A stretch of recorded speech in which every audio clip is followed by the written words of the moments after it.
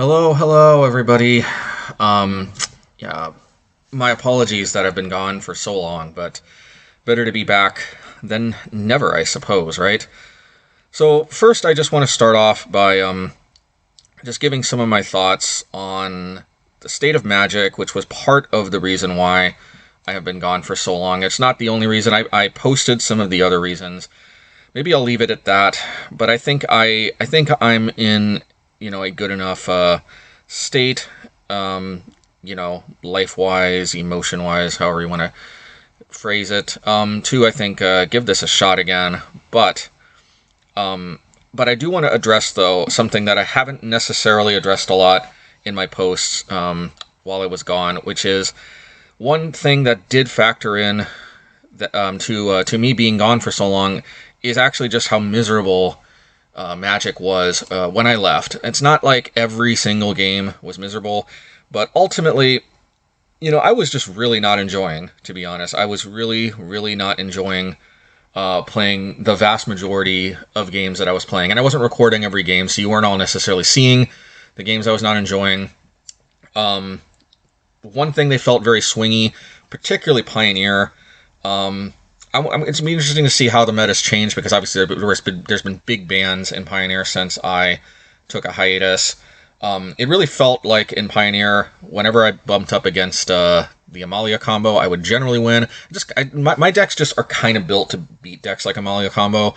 So, I could trophy if like I faced a lot of Amalia combo all at once.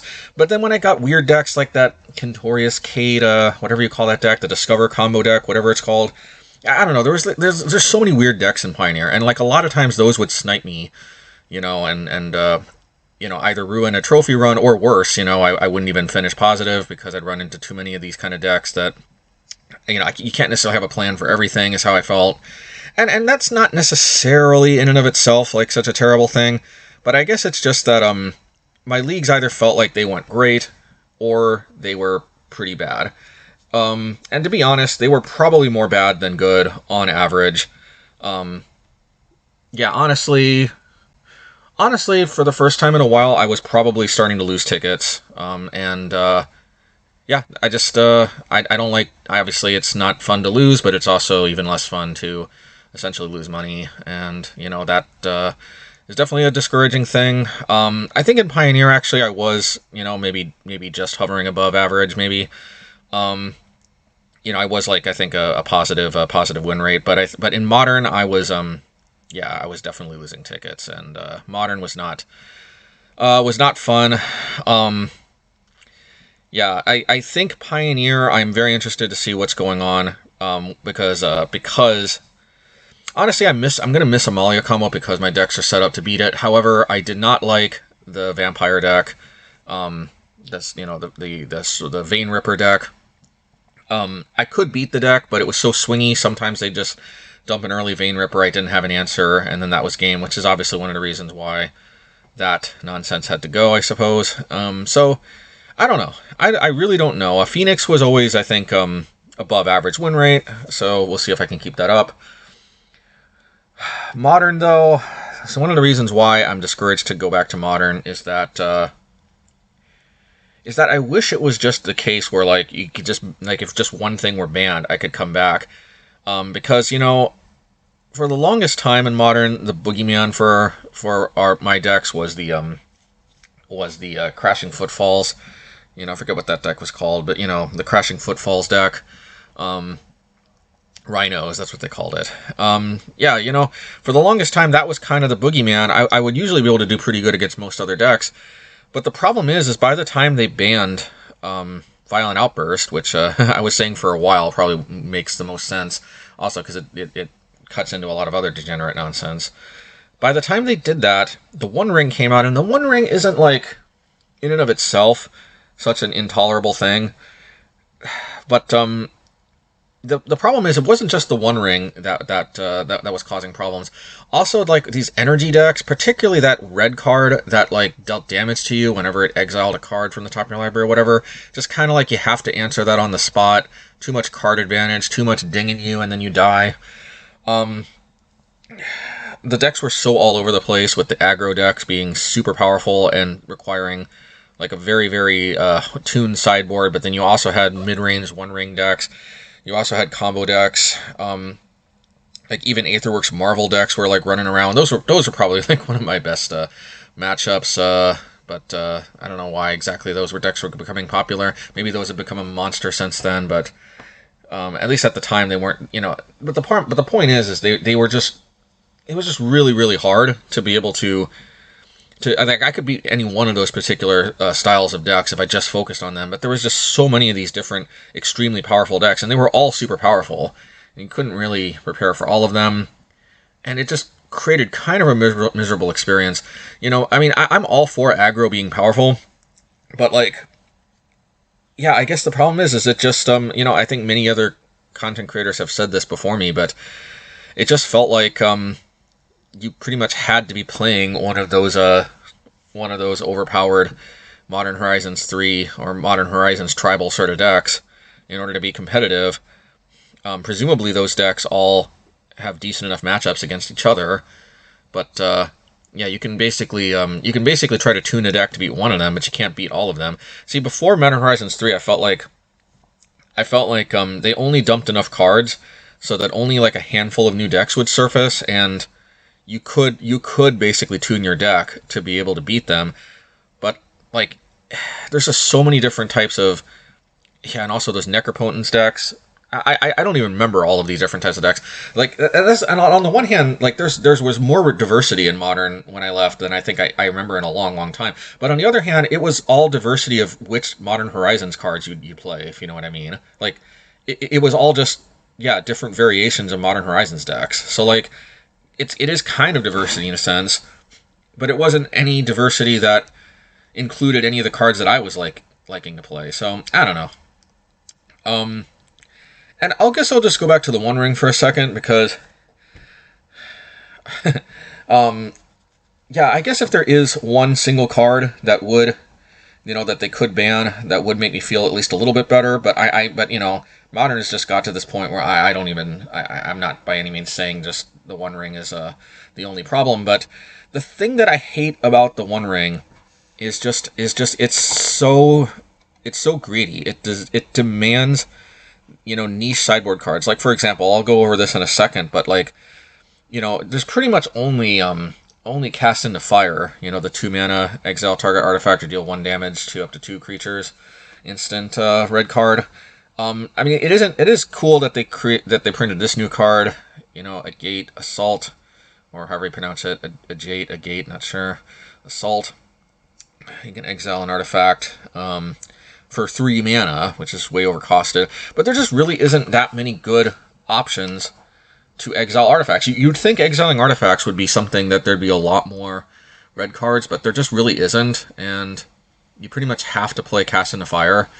So forget about Shattering Spree, forget about any other, forget about that Plundering Barbarian card that I was having fun playing around with for a little bit. Forget experimenting with anything else. Like, you've got to play FX at exile artifacts or exile non-land permanents, whatever have you. You got to play that, and that really sucks because in a format like Modern where you have so many different decks that you've got to be able to beat, you got to have a sideboard plan for. It just absolutely sucks that you need at least 4 sideboard slots to deal with that. And on top of that, if I'm going to be honest, you probably need even more sideboard slots to deal with the One Ring because most of the time, if they start going off with the One Ring, they will just win unless you deal with it like immediately. You cannot just wait a couple turns. Like, it will draw like 6 cards if you wait around just 2 turns. Like, even if they just untap once, it draws 3 cards, which is insane. So the fact that you got to deal with it like immediately means that, honestly, I felt like you need at least 6 or if not 8 answers, and they're so niche. And I have to experiment with cards like Haywire Might and Splashing Green just to flesh out, I guess, my answer suite a little bit. I don't know. Yeah, the One Ring definitely. I wish that card would go just because I hate the way it's it basically warps your need to sideboard for it. which in turn makes you not able to deal with anything else in the format, which circles back to what I said before. And yeah, oh yeah, and then there's also that Scion of Draco deck running around in Modern, which again, there are answers to that deck, but I mean, like, you know what, you need four like enchantment removal, which is not necessarily easy in mono red. That's one reason why I guess I was playing around with Haywire Might, because I guess the Haywire Might can blow up both the One Ring and it can blow up the Leyline, Leyline of the Guild Pact or whatever it's called. Yeah, anyway, it's just not particularly fun to have all these super powerful decks that demand these very, very niche answers. So, you know, that's kind of how I feel about Modern. And yeah, with that, though, here's a list of cards that I basically sifted through. I sifted through Thunder Junction, Bloomburrow, Duskmourn, and Magic Foundations, and these are basically the cards that caught my eye. So I guess I guess this was going to be a standalone video of me going over these. So the ones here on the left, I've decided to pick up. I'm not necessarily going to be playing all of these anytime soon, but you know, they're either cheap enough and negligible enough that I might as well I don't know, I might as well just have them in case I want to just throw them in and try another game, sort of thing. Or they're just yeah, or I definitely know that I want to be trying them probably next time. Anyway, and the ones on the right are I haven't picked them up. Even if they're like penny cards or whatever, I just on Magic Online usually it's like 3 cents a piece, and you get like 10 of these and it's one ticket, and I don't know. I think I just I don't want to necessarily just pick up cards just for the sake of it as much anymore. We'll see. In any case, these are cards that caught my eye. I'm probably not going to pick them up unless for whatever reason I really want to try them, but they're at least worth talking about. But anyway, let's start with the ones on the left, the ones that I that I did decide to pick up. And of course, I actually already had Conduit Pylons, and there's Hidden Grotto. These cards, so I actually haven't necessarily played with them much, but there's this card Crystal Grotto, which is the exact same thing. It just scries instead of surveils. Surveilling is, for the most part, just better because it I mean, yeah, I guess it just doesn't get shuffled back. Although there are some situations where you want it shuffled back, like Mill or something. I don't know, but it is interesting. It is interesting to think about. Not every deck necessarily wants Surveil as opposed to Scry. For the most part, though, probably better. In any case, now you get to play 8 of these effects. It's just there's a lot of decks that I play that don't necessarily need a lot of colored mana, and this card actually can produce colored mana, albeit at a cost. But yeah, you may have all seen me. I played Zaphalin Void, which is basically the same thing. It's just it just scries one and it doesn't have the ability to add color. And I've played. I mean, heck, I've even played like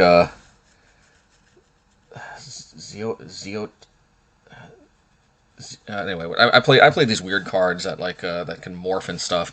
I can't remember what they're all called, but anyway, Radiant Fountain is one of my favorites. It just gains 2 life when it comes into play, adds colorless. In any case, I don't necessarily see myself playing these anytime soon, but I already had Pylon, so I guess I decided to pick up Grotto as well. I know that there's going to be a time where I'm going to want to just experiment, seeing what that does for me, having access to more digging, essentially for free as long as I can handle the colorless. Yeah, Insatiable Avarice. This card used to be more pricey. It came down in price, so I just decided to pick it up. The way I build my decks, it's kind of hard to get to the 3 black. But I can definitely see building a slightly different version of Mono Black in the future. Either Modern or Pioneer. Drawing 3 cards for 3 mana, losing 3 life, that's no joke. Honestly, that's the main draw here. Obviously, that's kind of like that. There's this other card that basically does that, but it basically draws a card and loses a life for each different color of mana you pay into it. I forget what that card's called, but basically this does that in mono black. But it also has the added bonus that you can also tutor a card to the top of your library. And I for the most part see that as a way to basically as a bonus. For like if you got 5 mana, you can draw 3 cards and you can tutor, which can be pretty good. Most of the time, I would imagine you'd rather be tutoring, and you basically want to be building your deck around the tutor. But it is just nice. I mean, not the tutor. Sorry, the draw 3 cards. You basically, if you're playing this, you want to build your deck around being able to pay 3 black and draw 3 cards. But I think it's a very powerful option to have if you're primarily mono black. But actually, strangely enough, this innocuous little looking uncommon, this is actually what I think is the star of the show as far as the black cards that I saw in the set, and I'm definitely looking forward to at least giving this a try on my next go around with mono black. This reminds me a lot of a card called I think Skull Fracture. It's like an old card, Blast from the Past.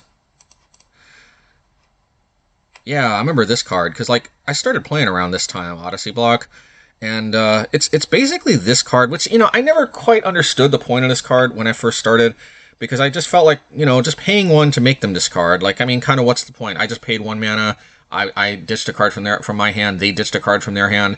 It's like we're basically even, except I had to spend 1 mana and they didn't.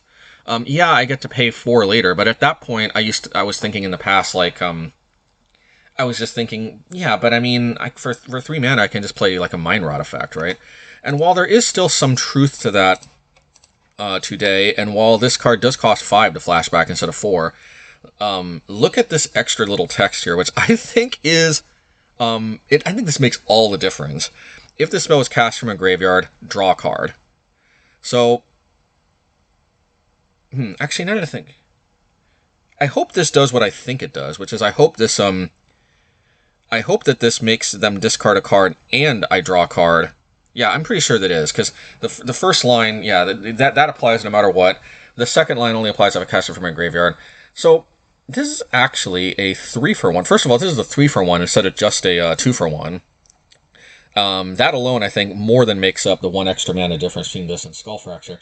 But also, what I like is that this card replaces itself even if they don't have any cards in their hand.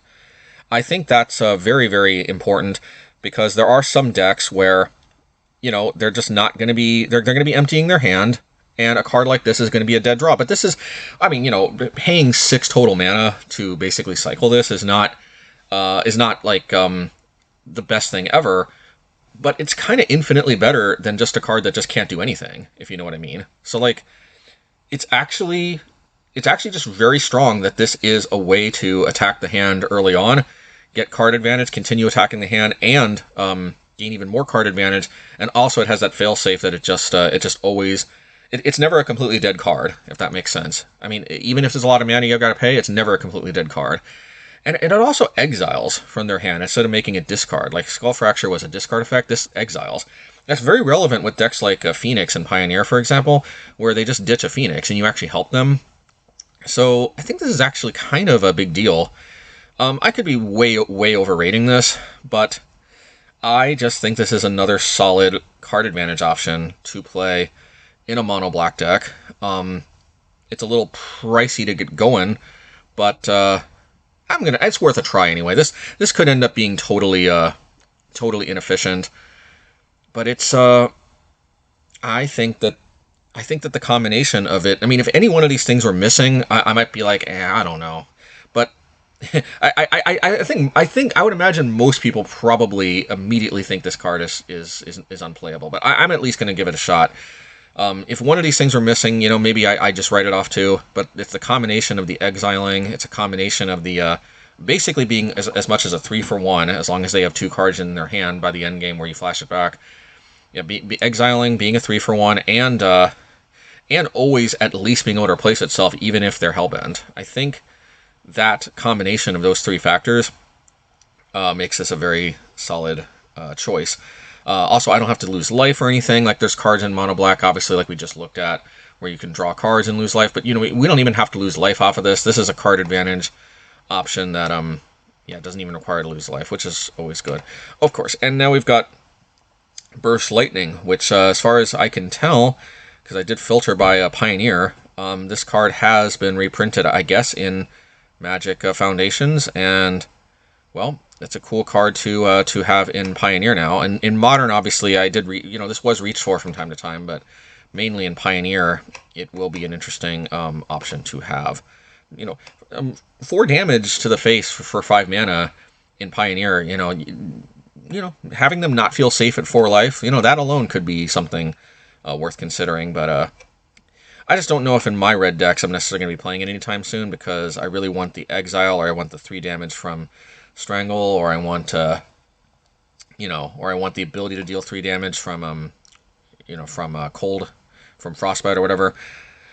But it is a very good card. Cathar Commando was reprinted.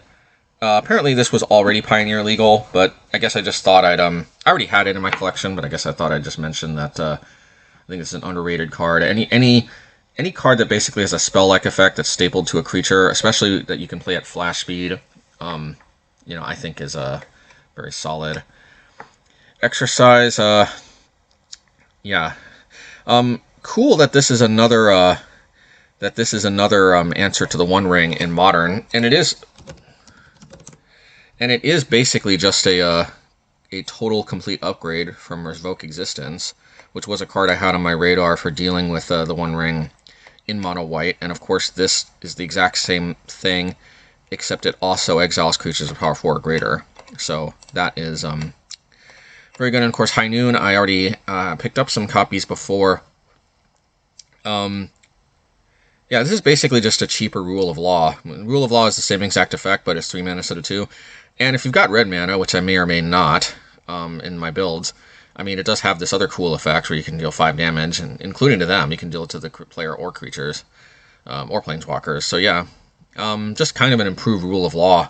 Certain, like back when Cascade was more popular, this was certainly something to think about. There are certain combo decks, Storm, this can, this can definitely have some application against. Binding Negotiation, I already had picked up copies of this, but this is mostly just an improvement to Pilfer, I believe, is what it's called.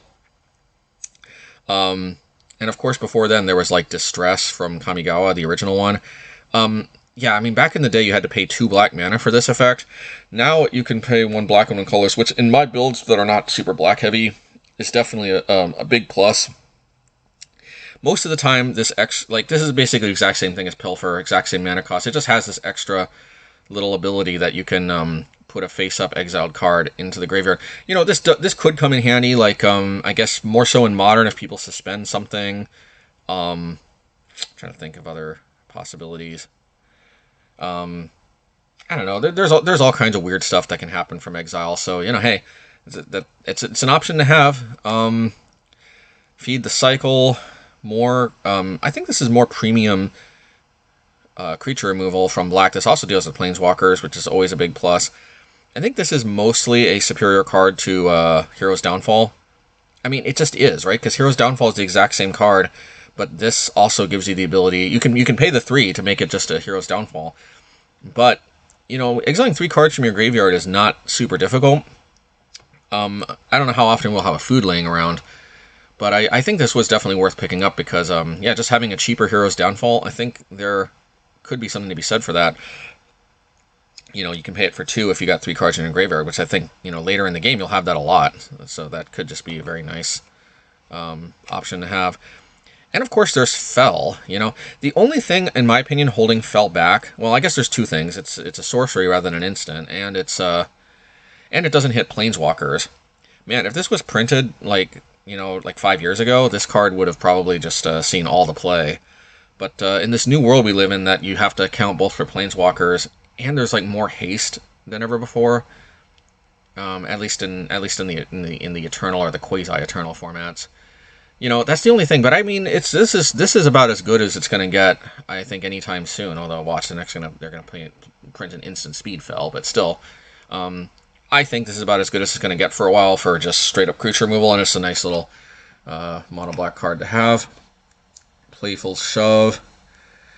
This card reminds me a lot of another card that I played around a little bit with when I was new to Magic. Zap. Of course, Zap is an instant, so it costs 1 more.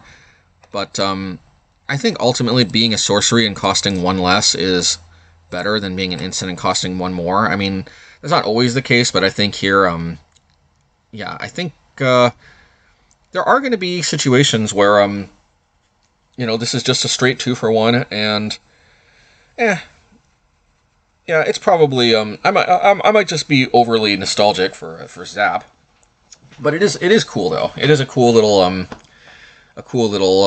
card that could be quite powerful if there's enough X1s running around in the format. And of course, Pyroclasm. I love this new art. It's actually about time that they reprinted Pyroclasm into Pioneer. This card is going to be great at clearing away a lot of small creatures, and, well, before Pyroclasm, there just wasn't really a lot of good options. You had to pay 3 mana generally to get this effect. Now you get the same thing for 2. So definitely I think it's a solid card to have access to for a mono red deck like ours. Of course, Scorching Dragonfire, I had already actually noticed this. I think right before I took the hiatus. This is it's mostly just that this is a great additional exile effect to have against Phoenix, but honestly, 2 mana for 3 damage creature, Planeswalker, it's just a very solid card in most situations anyway. The fact that it exiles is just an extra plus when you've got Phoenix running around. And this is a case where I do think this being an instant is worth losing 1 damage from Obliterating Bolt. Basically, you can get a similar type of effect with Obliterating Bolt. You get 4 damage instead of 3, but at the cost of making it a sorcery. Unless Pioneer has changed in a way that would warrant me to reconsider, at least where I left off, there wasn't that many 4 toughness creatures. You do have to have answers to 5 toughness creatures because of Shieldred, but there wasn't that many 4 toughness creatures, so for the most part, 3 and under, you're pretty good. And being an instant so you can intercept a Phoenix before it hits you just can literally be the difference between life or death. So I think this is a great card to have access to, and I do think that's a part of the mono red deck. Probably. We'll have to test it out. Yeah, and obviously it was reprinted. It was reprinted, and I forget which one. Whether probably Bloomborough. I can't remember which one of the new sets. But obviously, as we can see, it was in Eldraine originally.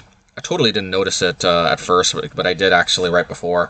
But then it got reprinted, so I thought, hey, it's a good opportunity to discuss it. Untimely Malfunction.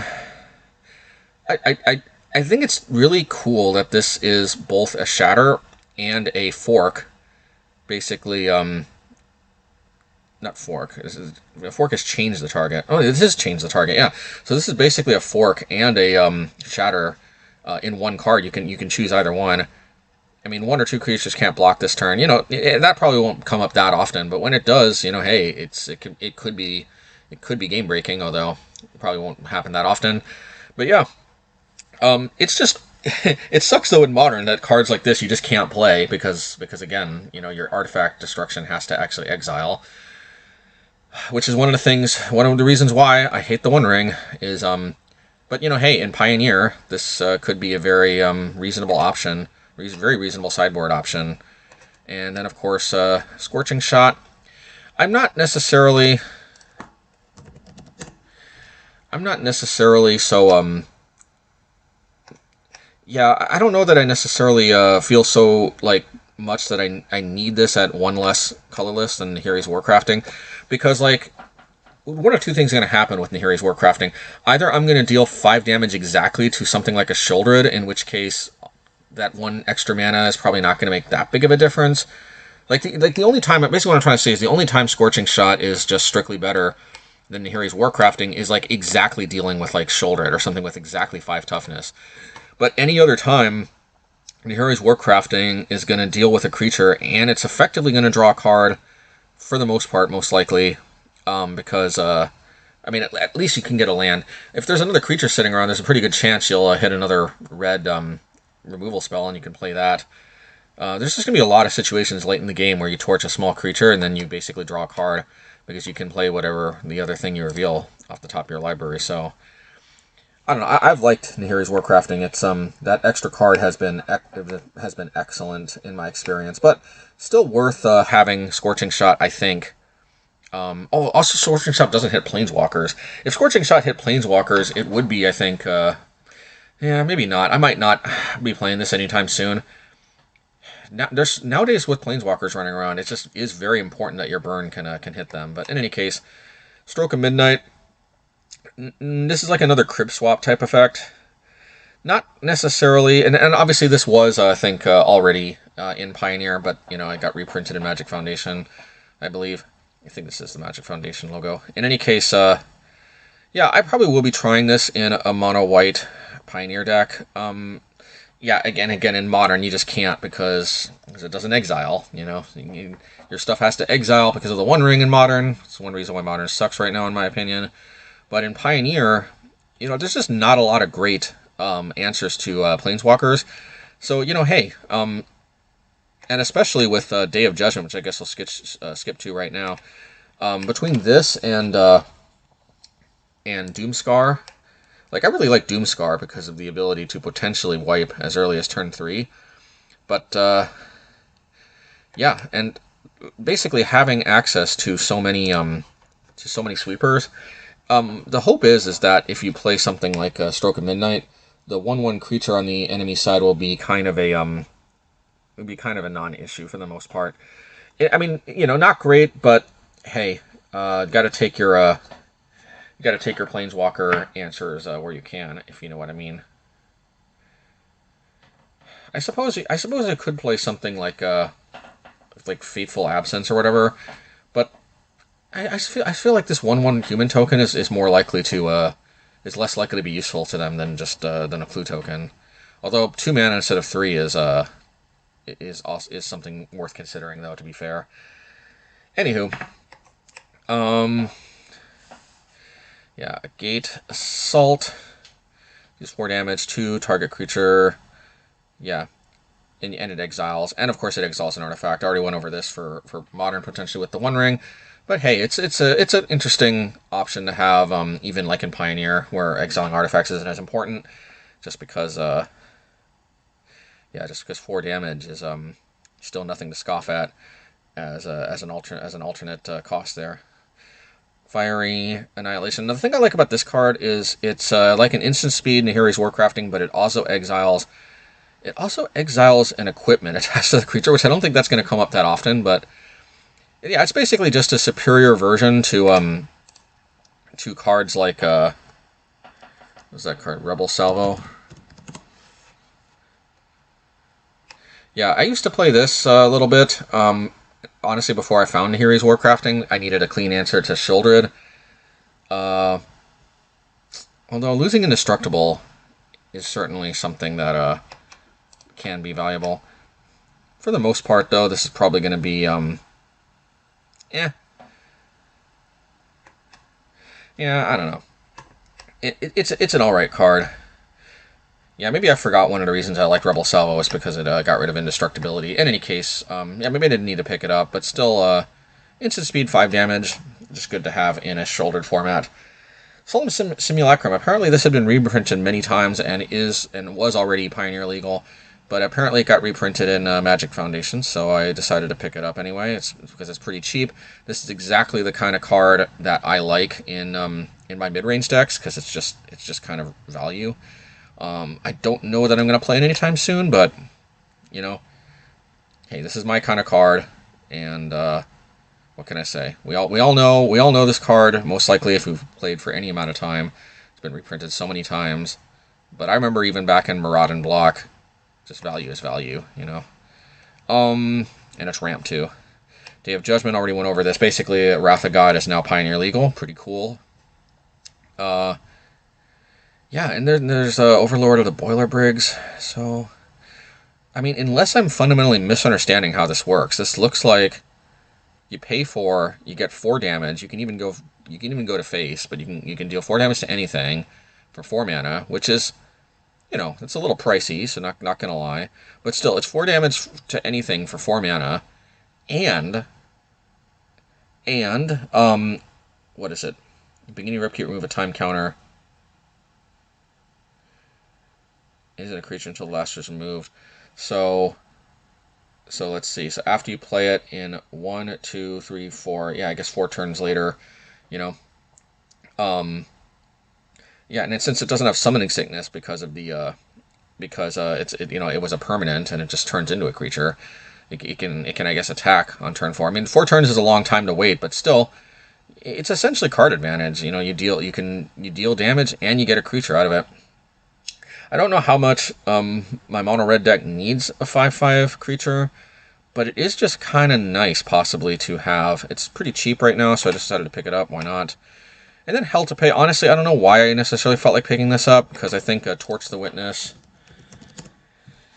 is pretty much just better because it deals twice X, and X's damage results in a clue token, which I think most of the time a clue token is going to be better than treasure tokens.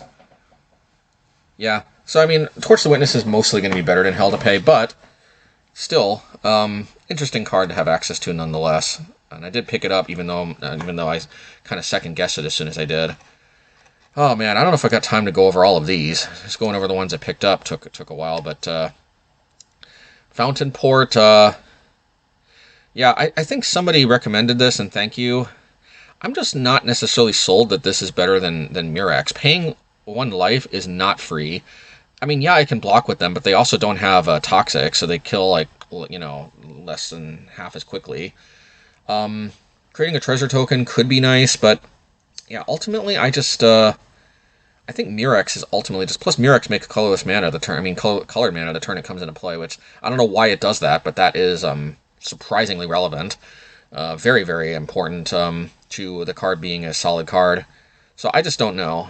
It's a card that definitely caught my eye, but I think Mirax is mostly better, to be honest. Bear Trap. Just another one of these kind of scalding, water type effects. I forget what they're called. I don't know. If in one of these days, if I build a mono green control deck, it could be nice to have access to cards that can deal damage that aren't red, and green basically has no removal whatsoever. So I don't know.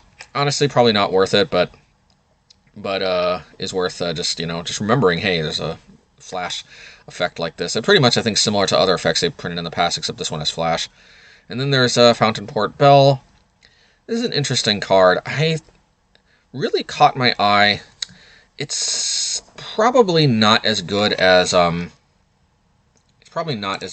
old-fashioned Scribe Tablet, because one of the issues with this Bell card as opposed to Tablet is that you can run out of basic lands, obviously, which, especially if you have 8 fields, definitely could happen as the game goes on. What is nice, though, is that you basically guarantee that you make your land drop the next turn, and then you don't have to crack it to draw a card right away. You could do that later. Also, you may search your library for a basic land card, which is really nice, because other effects like this, they basically force you to get a land. This doesn't. So you can get a land. Yeah, this basically gives you the ability to hit your next land drop if you want, but if you don't want that extra land drop, it's basically like a 2-mana cycling card that you can play over 2 different turns. You can use the cycling over 2 different activations, or one, playing it and activating. This card might be deceptively better than it seems because of that, actually. Now that I think about it, I think I'm going to want to pick this up.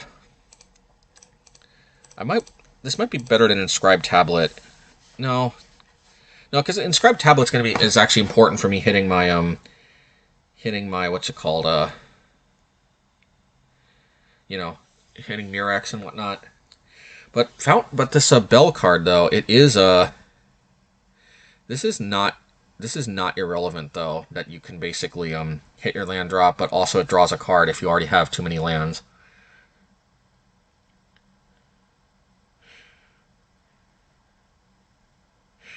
Yeah. And in that regard, it's probably better than those cycling type effects like Oliphant or whatever. It's really deceptive. This, I think, is potentially a very deceptively powerful card. I know it's so weird. This is just it seems like just such a throwaway nothing common, but I've had my eye on similar cards like this in a long time. For a long time, they made all kinds of these. Like, I'm trying to like there's like Wanderer's Twig or something. Stick, I forget what they're called. Or Wayfarer, Wayfarer. Well, whatever.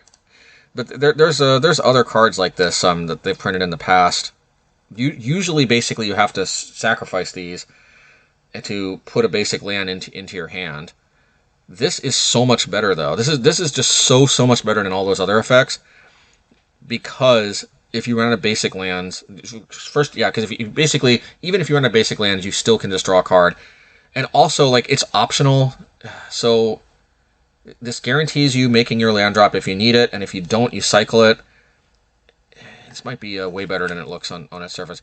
And Ghost Vacuum, I don't know why this card's a little pricey. I probably would have picked it up if it was like one ticket or less. I'll have my eye on it, but I think for one extra mana, Unlicensed Hearse is probably just better. But it is cool though. This targets the card from the graveyard, and it does have a repeated effect.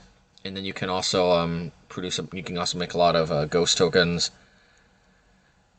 This is probably more main deckable, but in a deck like mine. But being able to hit 2 cards from a graveyard a turn with Hearse is probably just better. But anyway, Heirloom Epic. This is a potentially solid card, just not in any deck that I'm going to build anytime soon.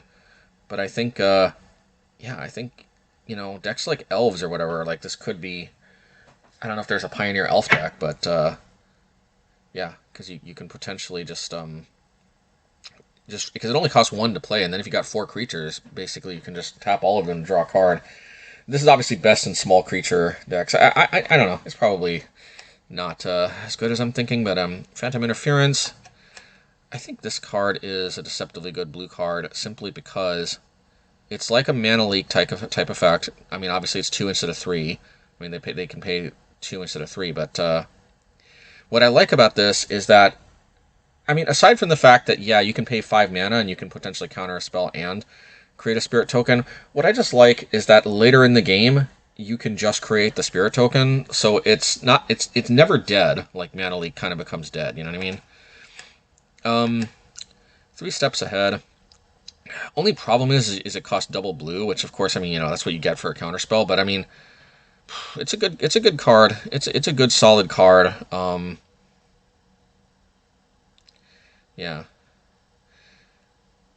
Yeah, good solid card. Not sure what else to say. If I'm not necessarily sure if I'm going to build a blue deck, but if I do, 3 steps ahead is certainly an option to consider. Witness Protection. If I ever play Merfolk again, this is a potentially really good removal spell. Unfortunately, it gets countered by Chalice of the Void, but I mean, hey, it's the cheapest Frogify type effect they've made yet. Could be worth considering for sure. And now we can play, I think, 12 copies of Disfigure, because I think they already printed another effect like that. That was basically Disfigure. So yeah, just more 1 mana, -2, -2. Fortunate Accident. So this costs a total of 4 mana to destroy target creature. It's probably just not worth it, but it is cool though that you can potentially destroy a creature and create a token. And it's just probably overcosted though, to be honest. Oh, everybody's talking about Bolt Wave because this is because yeah, for now Burn has access to extra lava spikes. I don't know if I'm gonna play Burn anytime soon, but kind of super relevant for Burn though, that's for sure. This card is mostly just worse than Ragavan in every possible way. But I guess this is kind of like Ragavan at home for Pioneer, I guess. It's just so wild to me that Ragavan is just a stupidly pushed card, and yet Ragavan has become mostly unplayable because of Orcish Bowmasters. You gotta love it. You gotta love... That's one thing about Modern, man. It's just, I can't deal with this. I think I even bought Ragavans in paper. Like, what a waste of money. I got enjoyment out of it while I did. Yeah, but anyway. Yep. And, this is just an interesting card. Potentially destroy target non-land permanent from any color. Also gains life. Probably just way too overcosted for what it does, but it caught my eye. I think this card is better than it looks. Carrot Cake, because it's if you think about it, it's 2 mana for a 1/1 token, and you scry 1, and then you also get another 1/1 token and scry 1 again, and gain 3 life later on. It's probably not that great, but still technically card advantage and life gain, and probably overthinking it way too much, but this card looks okay, but I just think Sawblade, whatever it's called, Spring-Loaded Sawblade, yeah, just being flash, also being able to be a 5/5 creature potentially. I think it's not that this card is bad. It's just that Spring-Loaded Sawblades I think is mostly just better. Frontier Seeker, Mount Carter, Plains card. In a creature type deck, this could be very good. I don't know how many mounts you can have, but just nice to have a creature that just basically has card advantage, and of course Helpful Hunter. Yeah, I mean there was like Spirited Companion. Now there's like a cat version. I just have a soft spot for these creatures that just replace themselves. Elvish, Pioneer, whatever it's called. I think this is cool that this can destroy creature power, toughness 4, power or toughness 4 or greater, so as opposed to just the usual power. Still don't know if that's worthwhile or not, though. I think Resolute Reinforcements. I think this is mostly better than Raise the Alarm. I think Raise the Alarm was an instant, and you produce two soldier tokens. But yeah, because having a body means if this gets flashed, you get another token, and also it's less vulnerable to things like Ratchet Bomb on 0 or bounce effects. Bounce effects actually you get extra value out of it as opposed to it just dying. So it's mostly just a better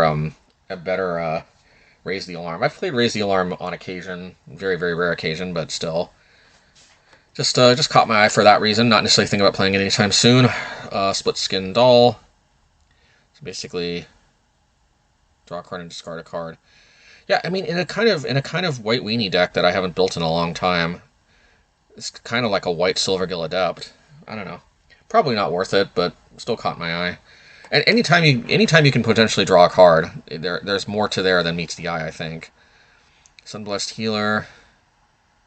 Yeah, just a 2 mana for a 3/1 is nothing. 2 mana for a 3/1 lifelink is, man, it's crazy creature power creep, right? Like compare this to like Savannah Lions. I mean, 2 mana for a 3/1 lifelink, plus it has kicker, and you can return something from your graveyard.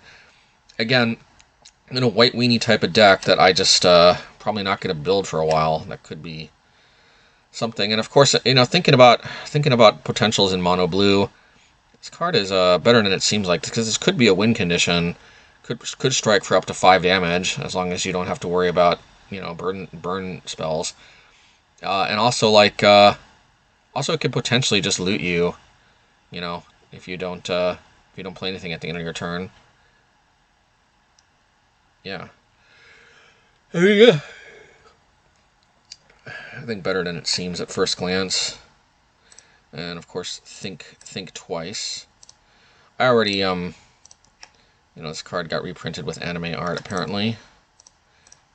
But yeah, this is the old version that I already had, and hey, it's back. Actually, I don't know if this was. I think it was Pioneer League already. Now this card is a card that I want to have on my radar. I don't think I can play it anytime soon, because I think the double blue is a little bit of an issue. But it is cool, though, that for 2 blue mana you can counter anything. Now you have to make them draw a card to do that. But I feel like countering a creature spell by default is kind of the most main deckable. I don't know. I'm probably overthinking this. It's probably a disaster more often than not when you have to counter something and then they have to draw a card. But it is an interesting card. Desert Stew. So if I was playing more desert-based black deck, this could be play well with Conduit Pylons and other deserts potentially. Yeah. Cruel Claw's Heist. If this wasn't 2 black mana, I would this would definitely replace Binding Negotiations, but alas, it is 2 black mana. Potential fun times could be had taking a card from them, but of course they have to draw a card for you to you play the gift. Anyway, interesting effect for sure. Artist's Talent. I think this is a cool card. This kind of reminds me of Compulsion from the old days in blue, but you don't actually have to spend mana. Just whenever you cast an on-creature spell, you can discard a card. I could see this potentially being insane in like Mono Red Storm. Probably that's why it costs more tickets than I would think it's worth. But it did catch my eye for sure because of the endless looting potential. And if you got extra, you can just discard them, and draw a card. So for 4 mana, you can deal 5 damage, and then it exiles. Or you can sacrifice a creature or enchantment. Probably not worth it, but it did catch my eye. This is a potentially good card in a Pioneer Burn deck. Like a Pioneer Burn deck could be coming together here, because gifting a treasure, if you're playing a burn deck, gifting a treasure is not likely to make that huge of a difference. And then basically this is like Searing Blood. 2 damage and 3 damage to the controller. And the creature doesn't have to die either. So yeah, it's potentially yeah, I don't know. This card looks cool, but it's not necessarily... I don't really build my decks with a lot of creatures nowadays, but did catch my eye. It's top card of your library. Good in some kind of like heroic type deck, probably. Somebody mentioned Fear of Missing Out, and it does seem like a cool, interesting card. But I think this would be more for like a prowess type deck, which I might try to build at some point, but we'll see. Yeah, definitely a cool card. Flame Cash Gecko. I think this is an underrated looking card. I don't know, probably not worth it, but just 3 mana if you can deal damage seems pretty cool. Yeah, if you dealt damage, then this basically comes in and immediately replaces itself. And what's cool is you always have the ability to use the mana on itself to discard a card and draw a card. Plus, if you're in black, some mana fixing too. Now this card, Grab the Prize. This could be good also in a Pioneer Burn deck because essentially it deals 2 damage and you don't go down a card. It only does 2 damage, of course, if you discard a non-land card. But think about it this way: in a Pioneer Burn deck, you either just ditch a land, so you're more business, so you can you have more business potentially burn spells to use on the opponent. But if you do discard a non-land card, you ding them for 2 while also just cycling through your deck. So yeah, I think this is honestly this could even be a decent card in Mono Red Burn in Modern, to be honest. Like basically dealing 2 damage without even going down a card in your hand. I think that's nothing to scoff at. So anyway, just a thought. Hoarder's Overflow. This card could have a place, but you're not going to spend 4 mana every single turn. Most of the time, Maze Mind Tome is just going to be better for the most part. Also, gaining life is cool. Also, scrying, being able to scry for 0 mana is also cool. But yeah. So most of the time, Maze Mind Tome is just going to be better. But this card did catch my eye nonetheless, but probably not going to play it anytime soon. Yeah, I mean, 2 mana for a 3/2 at above curve creature, piggy bank. Also, you get a treasure when it dies. This could fit a type of aggro deck that I just haven't built in a while, but definitely something to be said there. I think this card is better though in a mono red burn type deck. This Charger, because think about it, with 1 toughness. Like, one of the problems with cards like this, that when they die, they deal damage or something like that, is that there are situations where they might be able to, like, if this card had, like, 2 toughness and 1 power, then the opponent could always, like, block it with a 1/2 of their own or something, you know what I mean? Like, there are situations where you can't actually get your creature to die, but with only 1 toughness, the reality is, unless your opponent is playing, like, 0 power walls or something, then it's either going to deal 2 damage by attacking, or it's going to deal 1 damage by dying. And that's just really nice for a burn/aggro type mono red deck potentially, because because those decks, the problem with creatures in those decks is that later in the game they just don't finish the opponent off and they're basically dead cards. But this card, it's going to be kind of tricky for the opponent to be able to not take damage from this, because it has 1 toughness, and it deals damage when it dies. Plus, it's a mana sink. I think you can only pay the additional 2 once though. But still, having, another creature, which is another 1 damage, plus another body, I mean, it's a common, but it's better than it looks, I think. Okay, strike during your turn.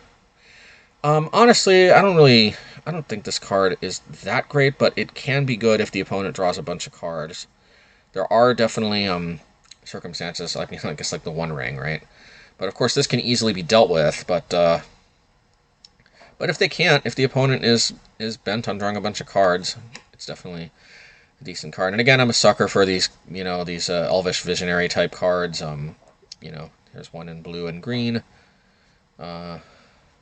Wish this was a Merfolk, but hey. 3 mana for a 3/2. Create a food token. Gain life for the first time. Create a 1/1 cat token. Probably not that great. Honestly, I don't know why this caught my eye, but hey, it is potentially card advantage for 5 mana, but I don't know. Yeah, I think a lot of people did wonder about this card. It's only really card advantage if you have less lands than the opponent, but it can potentially be a 3-for-1. I don't know. It's maybe not. It also could potentially ramp you. Anyway, this card was already on my radar. I'm not going to buy it anytime soon, but just could be good in a white weenie type deck. Who knows? Return another target creature with less mana from your graveyard to the battlefield. Yeah, I think this card is can be good in a white weenie type deck. There's a mana value from your graveyard to your battlefield. Yeah. And of course, this mischievous pup. The idea behind a card like this is you can save like a card of yours from removal or something. This is better than it looks. One thing I like is there was actually another card in the past, like I forget what it was called, but there was another card in the past, White Mane Lion, I think, but you had to bounce a card. What's cool about this card is that although it's 1 more mana than White Mane Lion, you don't actually have to bounce anything. And there are situations where that may be better. It's still probably, it's probably still just a nothing burger, but still. Trapped in the Screen, this card was almost worth kind of a pickup for me, but if this card could hit Planeswalkers, then I would probably be sold. In fact, I would be sold, but the only problem is that for 1 more white mana, you get Revoke Existence. But anyway, I don't just get through this. Everybody knows Aven Interrupter. Obviously, this caught my eye, but not necessarily needed at the moment. This card bounces and Manifest Dread. If this was an instant, I think we'd be talking. But and Refute. This is one of the better counterspell options. One of the better effects you can get. I think drawing a card and discarding a card is way better than surveilling. I think it does force you to have to discard though. So if if you like the card you drew, you kind of reduce your card quality perhaps. But I think it's I think 9 times out of 10 drawing and discarding is going to be better than surveilling. So there is that. Twist Reality. The thing that I like about this card is that it can produce like a 2/2 blocker if you really need it. And what I like is in most situations where you don't want to counterspell, a 2/2 blocker is going to be relevant, if you know what I mean. So that is something to be said, right? Anyway, just a thought, but this card did for sure catch my eye. Dire Shite. This is just another Read the Bones type effect, but good just to, I guess, keep in mind in case I need something like that in the future. Neutralize the guards. Creatures get -1/-1, surveil 2. Yeah, it's, if you need something like that, I guess. And if this card didn't lose 2 life, I'd probably pick it up just for the versatility if I need it in the future. But yeah, just search for a creature enchantment. It's 3 mana, that's the first knock against it, and you lose 2 life. Yeah. Phyrexian Arena. So now Phyrexian Arena can be played in Pioneer. That is worth considering. Drawing an extra card each turn is nothing to sneeze at, for sure. I thought I had copies of these, but maybe not. Screaming Nemesis. Yeah, man, talk about mono red burn in Pioneer. This card is basically guaranteed 3 damage, potentially more, because yeah, it deals damage if it's dealt damage. And they can't gain life for the rest of the game. Screaming Nemesis, yeah. I think this is a very pushed mono red aggro type card.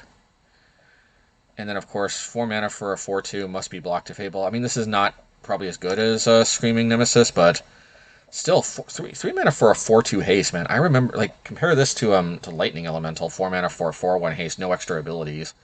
I don't know, like, definitely creature power creep is a thing. Wildfire Howl. The main problem is Pyroclasm is just better most of the time, but it is cool that you can deal an extra damage by gifting a card. Aetherize was reprinted, and that could potentially be a good way to get a lot of creatures off your back, but not sure. Vanish from sight. Now, I think this is an underrated addition to have, and honestly, like, I am probably going to try this in a mono blue type deck because it's just kind of overcosted. But the thing that I like is I wish that I had the choice of whether I put it on the top or the bottom. Unfortunately, they do. That being said, you know, this is removal in blue that doesn't actually put them up a card because it doesn't go to their hand. It goes to the top of their library. It also plays well with Field of Ruin because you can put it on top and then force them to shuffle. I don't know. Probably overthinking it, but I just remember effects like this were surprisingly something that mono blue really needed in previous mono blue type decks I played in the past. So yeah, just something worth considering here. Probably the closest thing to Phelan you're gonna get in Pioneer, but at the same time it's also Flash, and yeah, I don't know how much the enchantment part's gonna be super useful, but hey, you know, drawing a card, 4 mana, 4/3, Kidnap. I mean, hey, this is mostly just a worse control magic, but think about it this way: this is potentially just straight up hard removal for the with the 3 stun counters, but then you get to use it after that's done. Like it is expensive hard removal, but blue is kind of starved for hard removal anyway. Because that's the thing. If you compare this to control magic, it looks like garbage.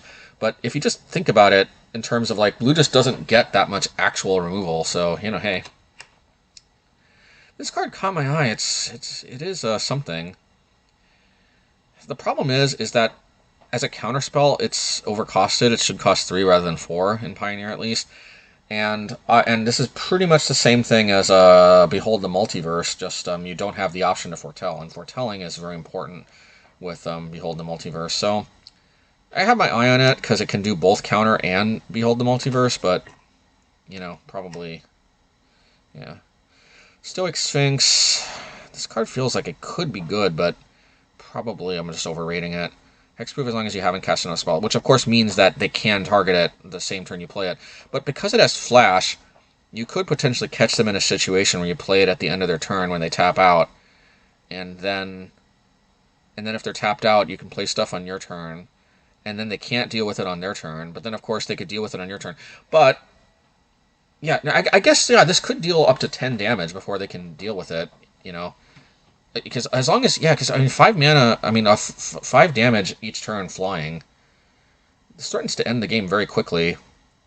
This card might be worth picking up actually, but probably not. I just feel like there is potentially a very good card here. Just because, like, just think about it. You know, if you do catch them at the end of their turn where they tap out, you deal 5 damage. They can't deal with it on their turn unless they play like a flying blocker. They're going to take 5 damage again. And then you have the choice whether you want to start playing stuff, and yeah, you open it up to being removed at that point. But you could also also have the option to just not play anything, and then yeah, actually, since you're blue, you probably have a lot of stuff you can do in their turn, and then basically you force them to either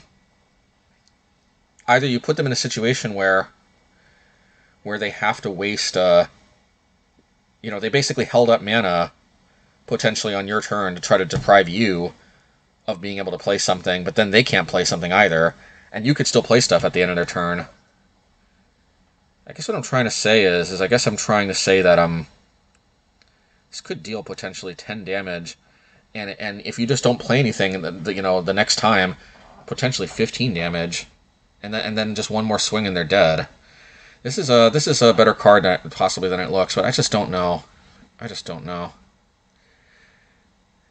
It's obviously more Pioneer, because in Modern it just eats a lightning bolt and dies, but in Pioneer there might actually be I don't know. Let's play a game. There's a opponents get -1, -1. His opponent discards 2 cards. Basically, yeah, this is a really sweet card. I also like this because it's never dead, like like the other card that we went over, like Ruthless Negotiation. The only problem is, the thing about Ruthless Negotiation is that it literally, like, unless it's like an exile effect, it even counter magic or discard doesn't prevent you from getting the advantage. And also, like, the life gain and the life loss may or may not be relevant depending on the matchup and the situation. The creatures getting -1 may or may not be relevant too, but this is something worth keeping your eye on because Delirium's not super hard to get to, and this is a lot you can get for potentially 4 mana. Pathmaker, Shop Cardinal. I don't know why I had my eye on this. Maybe for Pauper. Yeah, probably I was thinking, like, I don't know if I'm going to play Pauper again anytime soon, but yeah, it's obviously I was just thinking about this for Pauper. Because you do get to play it, anyway. I mean, you don't have to play it the same turn. Yeah,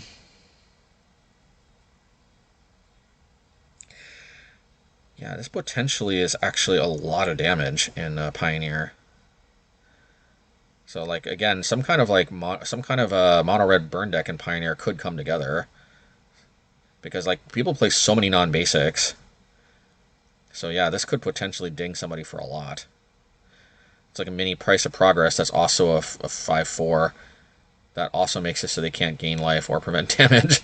Definitely, definitely somebody wants a burn type deck to be viable in Pioneer, I think. Yeah, I mean, this is a type of card that, I mean, for a white deck that I just am unlikely to build anytime soon. But it is cool because what you can do with this card is say you have 3 creatures and you have 2 mana untapped. You can pass the turn, and then if they try to remove one of your creatures, you can tap your 3 creatures, tap your 2 mana, and then this card saves your creature, and you have a 3/4 double strike. I mean, I'm probably not so special noticing that because that's kind of the idea behind the card, but still, it is a cool white weenie type card worth keeping in mind. This card, whenever enters or attacks, draw 2 cards. Man, if this had flash, I think we'd be in business.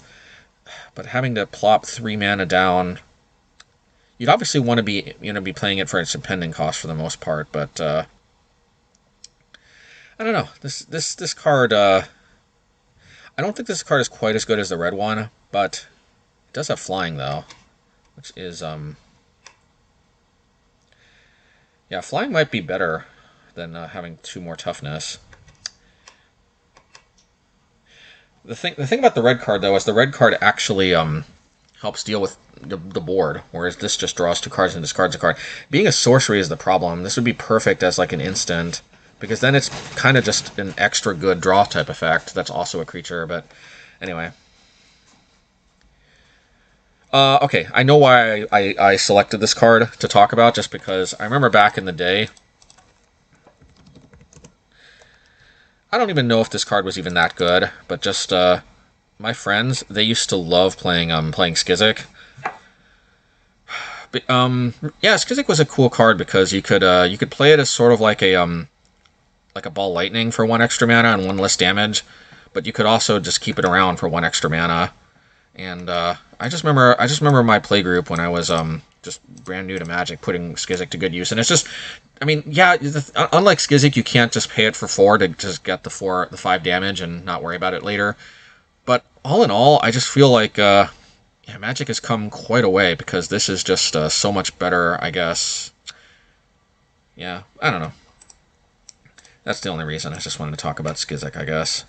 Meteor Golem, probably way too overcosted, but again, potentially good in like a mono green ramp type deck. Devotion or something.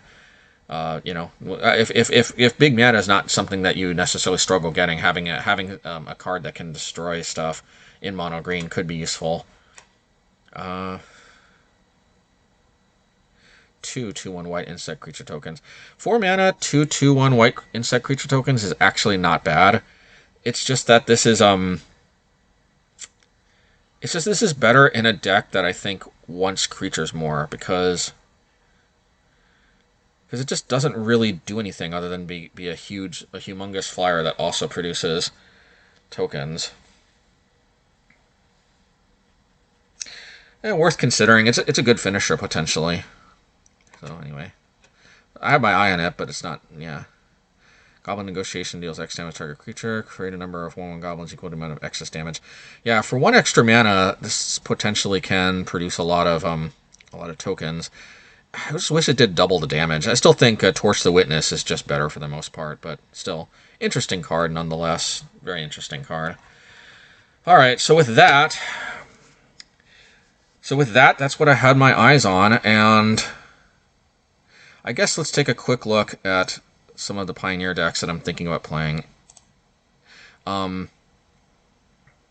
Okay, so yeah, this is the just basically Ruthless Negotiation as a possible addition.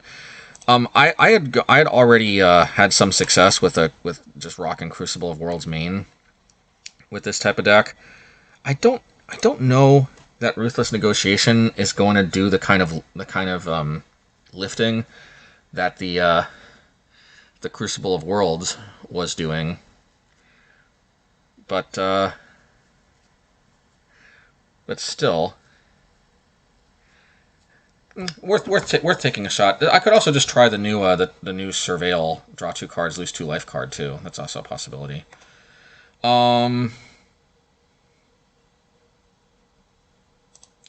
I don't know about this. This is very subject to change, but yeah, this should probably be 2 steps ahead. On the other hand, cycling 2 can be relevant when you've got so many colorless lands. You can cycle off of the 2 colorless if you just can't get to the 2 blue. The thing I like about Saw It Coming is yeah, it kind of telegraphs itself, but you can play. It's one of the only ways you can play a hard counter that you can counter anything with only 1 blue instead of 2 blue. So that's one big plus. And the other thing is you can kind of disguise it to some extent by the fact that Behold the Multiverse is also a pretty decent foretell card.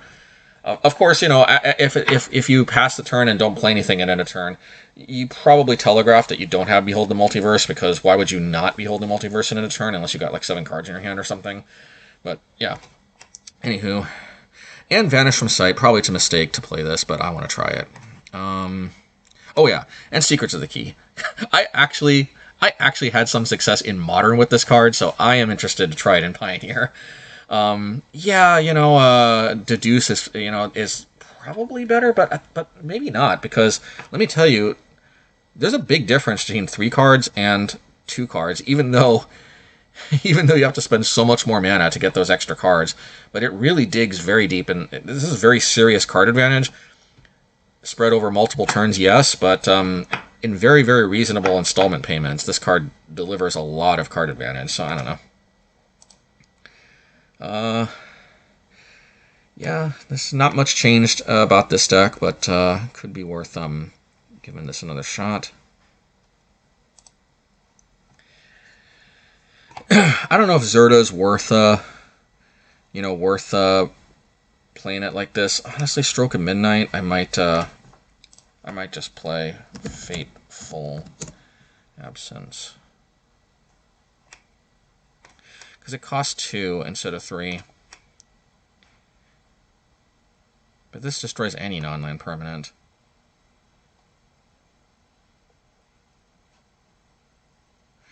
Yeah, I'm gonna give Stroke of Midnight a try. 3 mana is a little hefty, but still. But we've got a lot of sweepers too.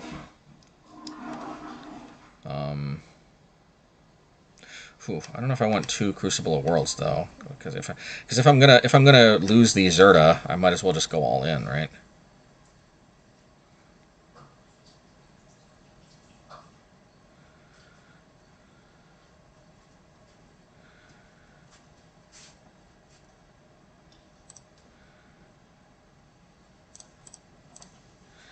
Yeah. It should be Stonebrain or Curse, maybe. The thing I like about Stonebrain is it exiles something permanently, and then Yeah, Stone Brain.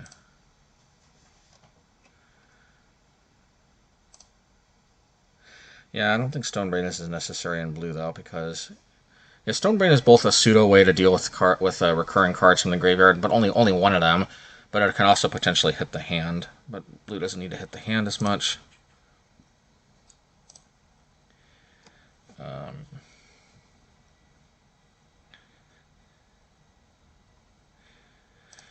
Yeah, and I might just try this version too.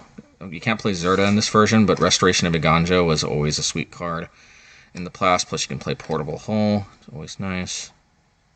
Ossification, I think, is a great way to deal with stuff. Sarah Paragon, potentially just better in mono white than Crucible Worlds. Could play Sarah Paragon in the sideboard too as a possibility. Restoration Viganjo is also always nice. But anywho,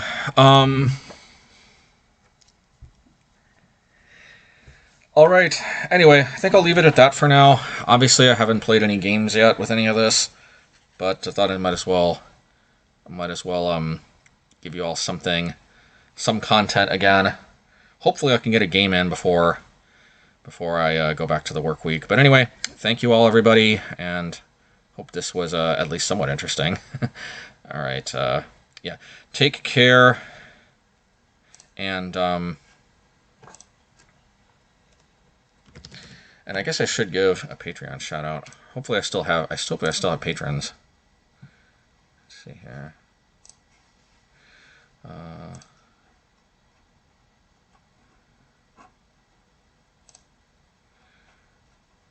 Okay, 1 second.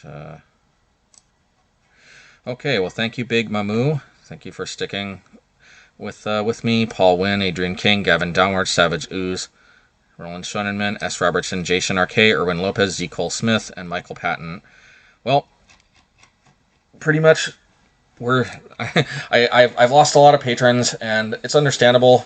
I don't honestly, I don't need patrons, but not needed, but very much appreciated. Very, very much appreciated. Thank you, everybody who's supporting me. You guys are one of the only reasons I kind of even feel some draw to come back.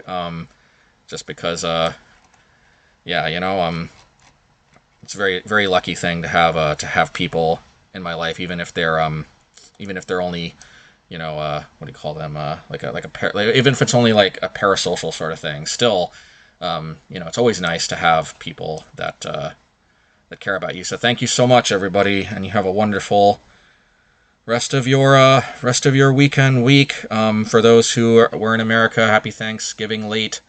And better late than never. I get something out, I guess, right? All right, take care. Let me know what you all think, okay? Bye-bye.